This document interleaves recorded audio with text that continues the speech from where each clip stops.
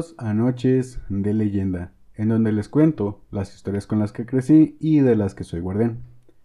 En el centro noreste de México se encuentra un estado que es famoso por su mezcal, sus gorditas, por sus leyendas, y es conocido como la tierra del cine y la tierra de los alacranes. Con una extensión de 123.317 kilómetros cuadrados, Durango es el cuarto estado de mayor tamaño de México, siendo superado por Coahuila, Sonora y Chihuahua. Colinda con los estados de Chihuahua, Coahuila, Zacatecas, Nayarit y Sinaloa. Sus principales actividades económicas son la agricultura, ganadería y silvicultura. El estado de Durango está conformado por 39 municipios, siendo Canatlán, Canelas, Coneto de Comonfort, Cuencamé, Durango, General Simón Bolívar, Gómez Palacio, Guadalupe Victoria, Guanaceví, Hidalgo, Indé, Lerdo, Mapimí, El Mezquital, Nazas, Nombre de Dios, Nuevo Ideal, Ocampo, Otaes, Pánuco de Coronado, Peñón Blanco, Poanas, Pueblo Nuevo, Rodeo, San Bernardo, San Dimas, San Juan de Guadalupe, San Juan del Río, San Luis del Cordero, San Pedro del Gallo, Santa Clara, Santiago Papasquiaro, Xúchil, Tamazula, Tepehuanes, Tlahualilo, Topia y Vicente Guerrero. Algunos de los municipios que podemos destacar son Durango, siendo la capital del estado, Tamazula, que además de compartir nombre con un municipio de Sinaloa, es el lugar de origen del primer presidente de México, José Miguel Ramón Adauto Fernández y Félix, mejor conocido como Guadalupe Victoria. A estos municipios se unen los que ostentan el título de pueblo mágico, Mapimí y Nombre de Dios.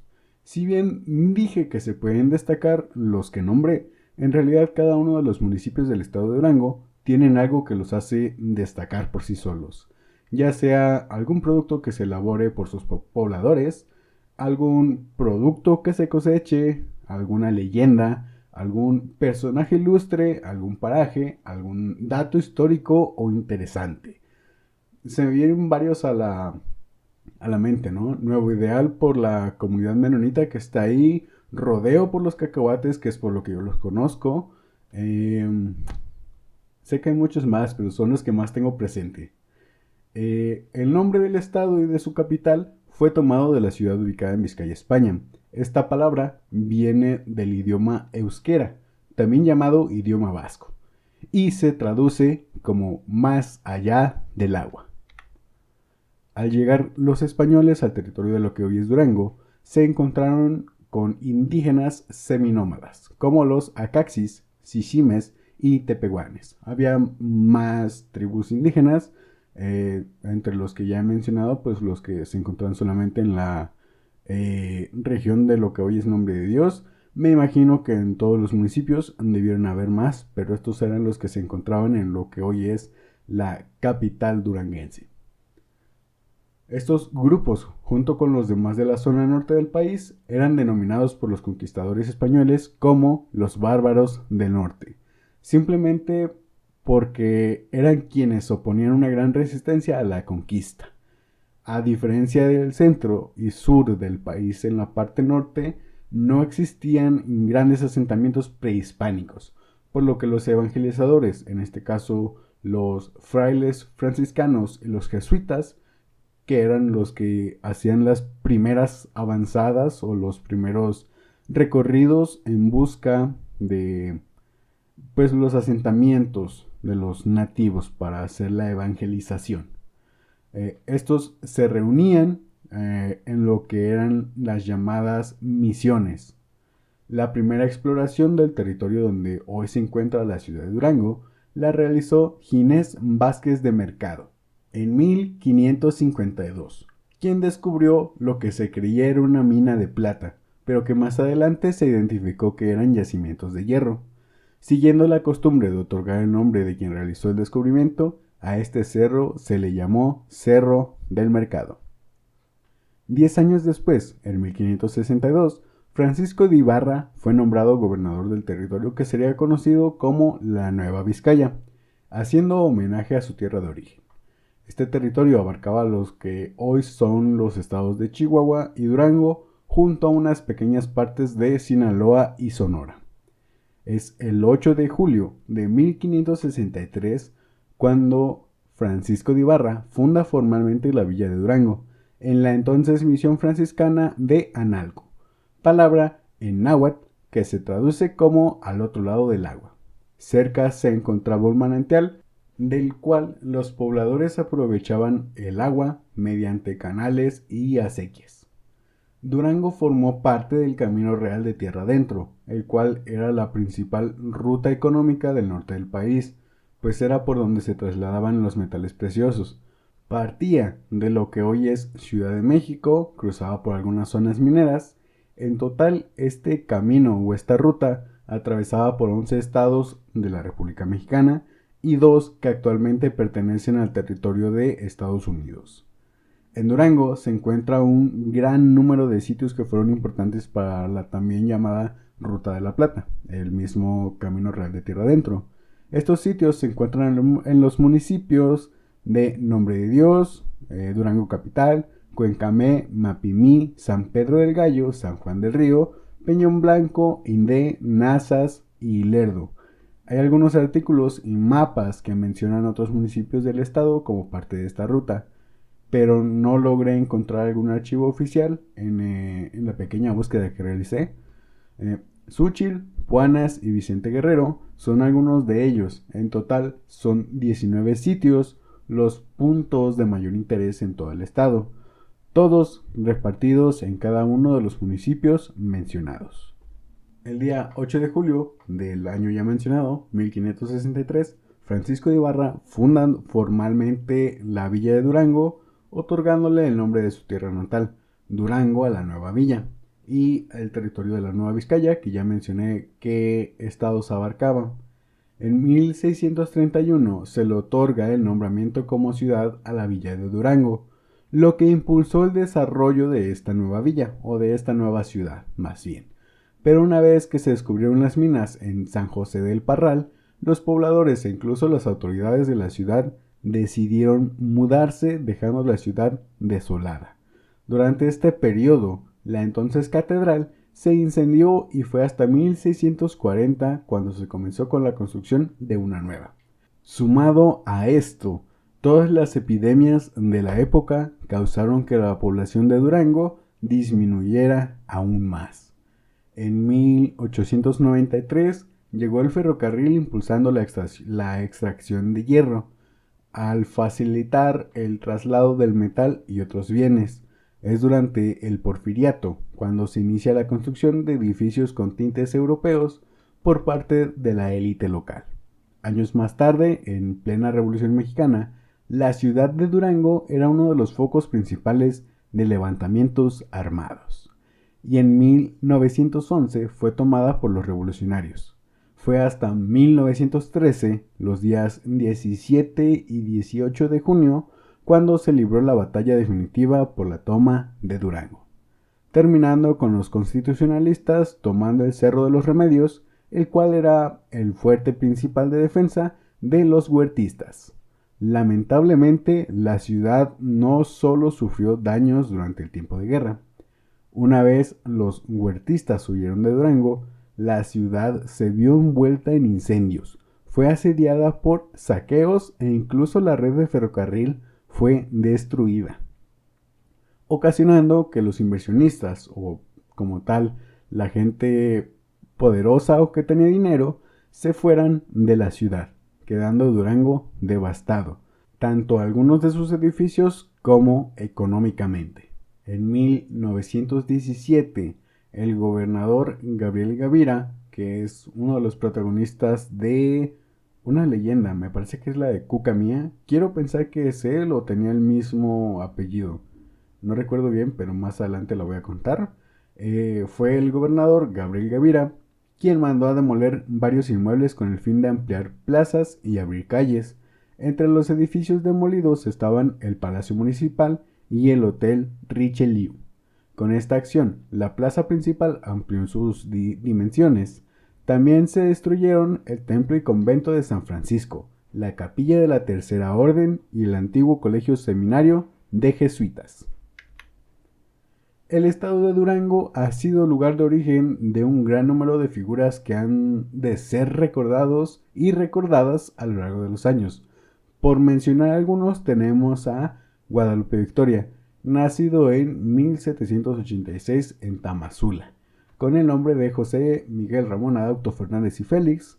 Murió el 21 de marzo de 1843 en Perote, Veracruz. Cambió su nombre por el de Guadalupe Victoria en honor a la Virgen de Guadalupe y por la victoria obtenida en un audaz hecho de armas. Silvestre Revueltas, oriundo de Santiago Papasquiaro, desde muy pequeño se interesó en la música y a la edad de 7 años tocaba obras inventadas por él en una flauta de carrizo. Su inquietud infantil, aunada al talento y al gusto por la música, lo empujaron a organizar y dirigir una orquesta infantil, a cuyos miembros pagaba con dulces de la tienda de su padre. Rosaura Revueltas, actriz originaria de Santiago Papasquiaro, participó en películas mexicanas como Pancho Villa vuelve, Un día de vida, Las Islas Marías, El rebozo de soledad, La antorcha y sombrero, las cuales atrajeron atención internacional, llegando a participar en la película The Salt of the Earth o La sal de la tierra. Su participación en esta película visibilizó su gran compromiso revolucionario, social y cultural, pues en ella se narra la historia de la organización de mineros mexicanos en Hanover, Nuevo México.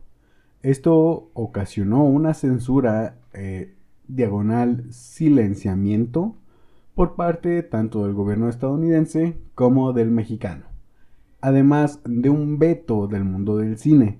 Debido a esto, decidió irse a Cuba, en donde encontró cabida para su actuación y en donde decidió enlistarse a las Fuerzas Armadas y participar activamente en batallas. Hay que mencionar a los otros hermanos, Fermín, que fue muralista, y José, siendo un escritor. Los cuatro, Rosaura, Silvestre, Fermín y José, parte de la familia Revueltas, del cual lleva el nombre uno de los festivales que se realizan en la ciudad de Durango. Francisco Villa, José Doroteo Arango Arámbula, originario de San Juan del Río, Durango. Me parece que es en La Coyotada. Nació el 5 de junio de 1878. Durante la Revolución también fue conocido como el Centauro del Norte. Fue peón en la hacienda de Agustín López Negrete hasta 1894, cuando tras una confrontación con el hacendado tuvo que abandonar a su familia. Creció en las montañas de Durango, donde aprendió a sobrevivir y a evadir a la justicia porfiriana. Fue asesinado el 20 de julio de 1923 en Parral, Chihuahua, a manos de un grupo de pistoleros con la complicidad de autoridades locales y federales. Que más adelante voy a preparar el capítulo para Pancho Villa. Es un personaje que está envuelto en una dualidad. Bueno, es prácticamente como una moneda. Tiene dos lados. Tiene el lado que se cuenta siempre, que es con las historias con las que yo crecí, ¿no? Como duranguense, yo siempre tuve la idea de mi general Pancho Villa. Y estoy acostumbrado a escuchar que es como una figura en cuanto a los movimientos en contra de la desigualdad y todo esto. Pero por otro lado, es una figura que está en muchas historias de crímenes, en muchas historias de, voy a decir la palabra, de violaciones, en muchas palabras de asesinatos, en muchas historias, perdón, en cuanto a que era un señor, un tipo que utilizaba la guerra como pretexto para realizar todos estos crímenes y que iban a ser perdonados porque él era conocido como un general. Es una historia que debe ser vista así, como esa dualidad. En la guerra no hay ganadores. En la guerra todos pierden algo. En la guerra se pierden vidas, se pierden hogares, todo esto. Y hay personas que se aprovechan de esto. No estoy diciendo que estoy en contra de él. Estoy diciendo que estoy en contra de los crímenes que nunca se mencionan que él realizó. Posiblemente, y yo conozco las historias porque fue lo que se me enseñó en la escuela, de que Pancho Villa abrió varias escuelas, abrió su hacienda en Canutillo, me parece, que fue donde hizo como una pequeña ciudad y todo esto, que fue con lo que yo crecí y tengo muy arraigado como duranguense, pero también a lo largo de mi vida he crecido y me he dado cuenta de que en otros estados y en el mismo estado, justo para las orillas, hay muchas historias de él, pero visto como un villano. Tenemos también a Dolores del Río, Carlos León de la Peña, Benigno Montoya, Francisco Zarco, Francisco Sarabia, Ricardo Castro, Enrique Carrera Antuna. Incluso en la actualidad hay personas de Durango poniendo el nombre del estado en alto por todas las acciones o bien lo que comparten con todo el mundo. Ejemplos como Rafa Carvajal con su trabajo de divulgación, Manuel Alfonso Andrade Oropesa, oriundo de Gómez Palacio, siendo luchador profesional. Ah, hay ejemplos también en el boxeo, hay ejemplos en la música, tenemos Patrulla 81, Ponzoña, Los Primos de Durango, hoy Primos MX, Alacranes Musical, creo que ya mencioné a Ponzoña, pero también tenemos músicos, no sé, me parece que Horóscopos de Durango no son de aquí, no recuerdo si son de Chicago, pero pues pusieron en nombre de Durango en alto. Perdón, mi cerebro trabajó más rápido que lo que pudo mi lengua. Eh, Cada rincón del estado esconde vistas fantásticas, desde la zona del silencio con su paisaje desértico, la Sierra Madre Occidental con sus bosques y quebradas, hasta los ríos que han sido vistos como los escenarios perfectos para grandes producciones. Entre los parajes y lugares más representativos del estado se encuentran la ya mencionada Zona del Silencio en Mapimí, el puente que construyó el Diablo en Navacoyán, el Salto Pueblo Nuevo, el centro histórico de la ciudad de Durango, el barrio de Analco, la Catedral de Durango, el rancho de John Wayne, que también es el Paseo del Viejo Oeste, el Saltito de Nombre de Dios, Cañón del Molino o Charco Azul, la Cueva de las Mulas, estos espacios ubicados en Nuevo Ideal, el volcán Huawei en Canatlán. Muchos de estos son escenarios también de leyendas. Mientras que en las producciones multimedia se destacan obviamente todas las películas de tipo western de la llamada época de oro. Pues estas fueron las principales cartas de presentación para los paisajes del estado. También se encuentran obras como Going South o Hacia el Sur, dirigida y protagonizada por Jack Nicholson. Cavernícola, película en la que participó Ringo Starr. Fire Walker o El Templo del Oro, película protagonizada por Chuck Norris. La Máscara del Zorro, protagonizada por Antonio Banderas, Anthony Hopkins y Catherine Zeta-Jones. Bandidas con Salma Hayek y Penélope Cruz como protagonistas. Tenemos Dragon Ball Evolución, que es una adaptación de la historia de Akira Toriyama, Dragon Ball Z. Esta historia abarca hasta Dragon Ball nada más. Pero es una película muy mala. Todos los que somos fans del trabajo del señor Akira Toriyama coincidimos en esto. Visualmente todos los espacios que usaron son muy bonitos, lo que es en cuanto a naturaleza más bien, ¿no? Tenemos también Salvando al Soldado Pérez, Suave Patria con Omar Chaparro y Adrián Uribe, La Civil con Arcelia Ramírez, y en series tenemos La Cabeza de Joaquín Murrieta, protagonizada por Juan Manuel Bernal y Steve Wilcox, Coyote, con Alejandro Spicer, que también participó en La Cabeza de Joaquín Murrieta. Entre todas las obras que mencioné, la que más recomiendo es La Cabeza de Joaquín Murrieta, no solo por haber sido filmada en Nombre de Dios y El Rancho de John Wayne, sino que también es una adaptación de una historia verdadera y leyendas obviamente que casi nunca se cuentan. Además que en una entrevista a Juan Manuel Bernal y Henry Wilcox, ellos mencionan que Durango es todo un paisaje, es un lugar espectacular y parece que fue hecho para el cine, y que incluso tuvieron la oportunidad de estar en varios lugares durante épocas diferentes, lo que hacía que sintieran que era un lugar completamente nuevo, que no parecían nada de lo que recordaban. Haz de cuenta, estaban grabando o rodando una escena, tenían que esperar o seguir la producción durante por lo menos 3 4 meses, volvían a ese lugar a rodar una escena nueva y que el espacio había cambiado completamente. ¿Por qué? Porque habían llegado ya fuera a inicios de primavera, finales de invierno, y ya para cuando volvían estaba con un verdor completamente maravilloso que hacía que pareciera un lugar diferente completamente. Pero bueno, Durango es tierra de historia, de sierras chulas y películas perronas. Durango se queda en la memoria, en la cantera, en el desierto y en cada cuadro que se ha grabado aquí. La historia no se acaba, solo cambiamos de escena. Nos guachamos en el siguiente episodio, raza. Vayan comprando el raidolito que ya se viene la época de zancudos y moyotes. Alisten la mamalona con canciones de ponzoña o de horóscopos para irnos a vintear. O hay que jalar por unas gorditas mientras escuchamos Cacapaz. Muchas gracias por llegar hasta el final. Nos vemos.